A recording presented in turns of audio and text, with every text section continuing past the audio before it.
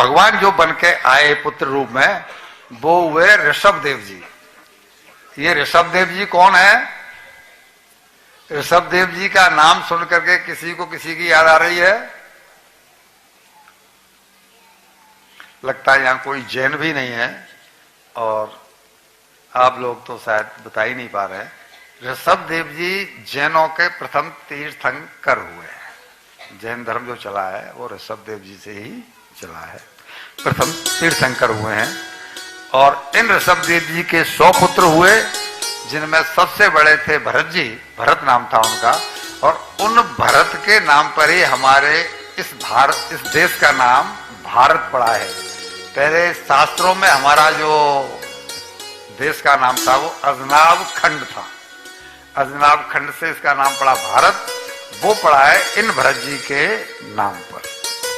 तो जब ये 50 साल को क्रॉस कर गए, तो वानप्रस्थ की उम्र के हिसाब से इन्होंने भरत जी को सत्ता सौंपी, सिंहासन सौंपा, और ये भजन करने के लिए चले गए। अब हम अपना जीवन जिएंगे, अपना कल्याण करें।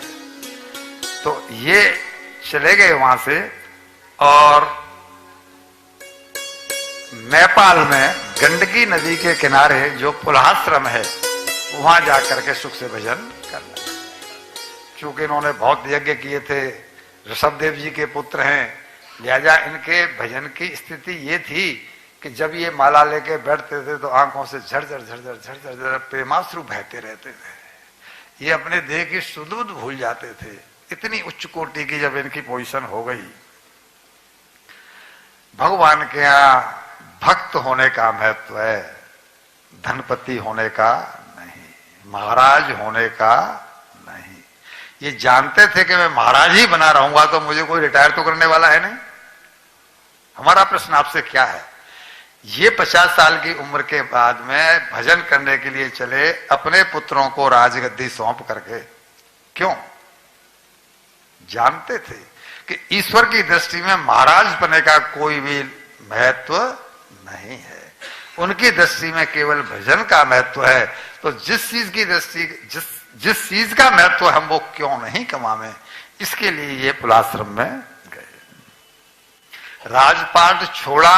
अब मेरा दूसरा प्रश्न कि जैसे कि हम लोग कहते हैं, हम में मीन्स यहां जितने लोग बैठे हैं उनमें से शायद 98% लोग यही कहते होंगे कि ये जो कह रहे हैं कि भजन करने के लिए बाहर जाना चाहिए, धाम में जाना चाहिए, जंगलों में जाना चाहिए, तो मुझे बताइए कि इन्होंने घर क्यों छोड़ा?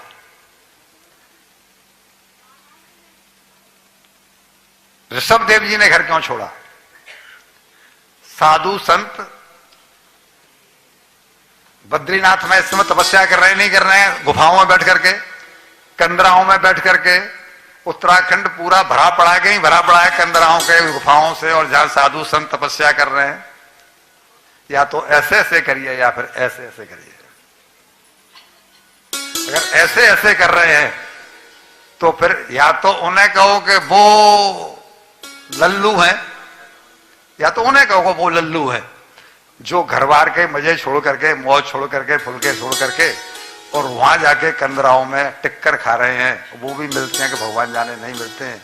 या फिर कहो कि हम लल्लू हैं। कोई एक तो लल्लू है, या तो वो लल्लू हैं, नहीं तो अपने आप को लल्लू कहो।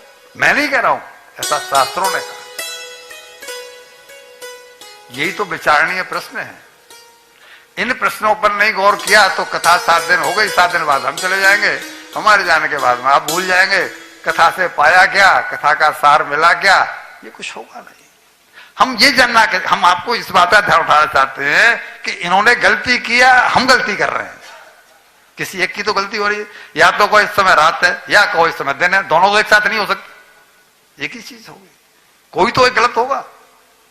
और जब तक हमें अपनी गलती का एहसास नहीं होगा तब तक हम सुधार करेंगे कैसे? भाई प्रकृति का नियम है, हम बीमार होंगे तभी तो दवाई लेंगे। हम अपने आप को बीमार मान ही नहीं रहे तो दवाई काहे को लेंगे? अब जो शुगर के मरीज हैं वो अपने आप को बीमार नहीं मान रहे। शुगर हो गई 250, लेकिन फिर भी रसगुल्ले खाए चले जा रहे हैं। तो अब तो फिर वो काहे को, तो बात अलग हो गई। अगर वो मान लेगा कि नहीं मेरे को चुस्त दुरुस्त रहना है, अगर शुगर मेरी 160 भी हुई है तो मैं आज से मिठाई नहीं खाऊंगा, तो उसका इलाज हो जाएगा। अब जो खाई चला जा रहा है उसका इलाज तो नहीं होने वाला, उसकी तो फेफड़े खराब होने ही वाले हैं। वही स्थिति है। ये जाकर के वहां पर गए हैं, इसका मतलब है कि इन्होंने अक्लमंदी की है और हम लोग गलती कर रहे हैं। भजन की कुछ प्राथमिकताएं होती हैं, भजन की कुछ प्राथमिकताएं होती हैं जो घर पे रह करके नहीं संभव है। मैं आपको एक श्लोक सुना रहा हूं, आपको साथ में चैलेंज भी कर रहा हूं। मैंने कल भी कहा था, मैंने परसों भी कहा था कि मैं खरी बात कहता हूं इसलिए आपको खारा लगूंगा, मैं लविंग लविंग नहीं लगूंगा, लवली लवली नहीं लगूंगा, क्योंकि मैं खरी खरी बात कहता हूं। मेरी बात को जवाब दीजिए। जैसे भक्ति में कुछ प्राथमिकताएं होती हैं, वैसे ही गृहस्थ में भी कुछ प्राथमिकताएं होती हैं। तो गृहस्थ जीवन जीते समय जिन प्राथमिकताओं के ऊपर हमारा ध्यान केंद्रित है, हम जिनको निभा रहे हैं, उसी तरह भक्ति की भी कुछ प्राथमिकता है। भक्ति में 5 चीजों का विशेष ख्याल रखा जाता है। वो 5 चीजें क्या घर में रह करके संभव हैं? अब मैं आपसे जो प्रश्न कर रहा हूं वो ये, एक नारायण कवि हुए वृंदावन में, ये भक्त थे और साथ में कवि भी थे। इनके हृदय की स्थिति ऐसी हो गई थी कि इनके अंदर से जो उद्गार निकलते थे वो कविताओं के रूप में ये व्याख्यात करते थे। तो उन्होंने एक दोहा कहा है कि नारायण, उनका नाम, नारायण हर भरगत में ये 5 सुहाग, नारायण हर भजन में ये 5 सुहाग, क्या क्या? विषय भोग, निद्रा, हंसी, जगत प्रीति और बहु बात। अब बताइए, आप सभी गृहस्थ हैं, मुस्तैद, क्या संभव है घर में रह करके इन 5 से बचा जा सकता है? ऐसे करो या ऐसे करो, ऐसे नहीं चलेगा। हम 4 घंटे बोलते हैं, आप 4 सेकंड नहीं बोलने को तैयार है, नहीं बच सकते। इसलिए कहा जाता है कि भाई एकांत वास करो, भाई किसी धाम में वास करो। धाम में वास करेंगे, एकांत में वास करेंगे तो चिंतन हमारा अपनी ओर होगा। अपनी ओर मीन्स अंतर्मुख होंगे हम। अभी हम बहिर्मुखी हैं, हम दूसरों को देखते हैं, दूसरों के हिसाब से जीते हैं। कि सुशील भाई गुप्ता की तो कोठी 800 गज में है और हमारी 300 गज में ही है। अब हम देख के तो फिर कमाने में लगे रहेंगे, कोई लगे रहो। 1000 गज की कोठी हो तब तो बात बनेगी, नहीं तो नहीं बनेगी।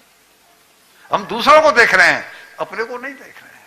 जिस दिन अपने को देखेंगे उस दिन एकांत अच्छा लगेगा, भगवान अच्छा लगेगा। अभी भगवान की तरफ हमारा ध्यान नहीं है, अपने लिए सोचने की हमारे पास समय नहीं है कि हम क्या हैं। 80% की स्थिति यही है कि कुछ श्रद्धा है, तभी तो यहां पर आए हैं। कुछ श्रद्धा, कुछ मलिनता, कुछ संशय, कुछ ज्ञान। सबको ज्ञान है कि मेरा हित किसमें है, मेरा हित किसमें है, लेकिन संशय भी साथ में पाले हुए। कुछ श्रद्धा, कुछ मलिनता, कुछ संशय, कुछ ज्ञान, वह घर का रहे न घाट का, धोबी श्वान समान। मैं नहीं कह रहा हूं, ये राम सुखदास जी जैसे महान संत इस बात को कहते थे। ये अधर्म में लटका देगा, जजमेंट लो, जुनूनी बनो। वो कहते थे कि जजमेंट लो, जुनूनी बनो। कैसे? मैंने बताया था कि 4-5 बेटियों के बाद में जो बेटा होता है वो कितना प्यारा लगता है, कितना आंखों में, कितना उसे पुतली की तरह हम संभाल के रखते हैं। गोदी जरा सा ऊं करे तो मां तड़प जाती है। और ये एक कल्प के बाद में ये शरीर मिला है, ये मानव शरीर। फिर अगर चूके तो 84 लाख योनि मीन्स एक कल्प।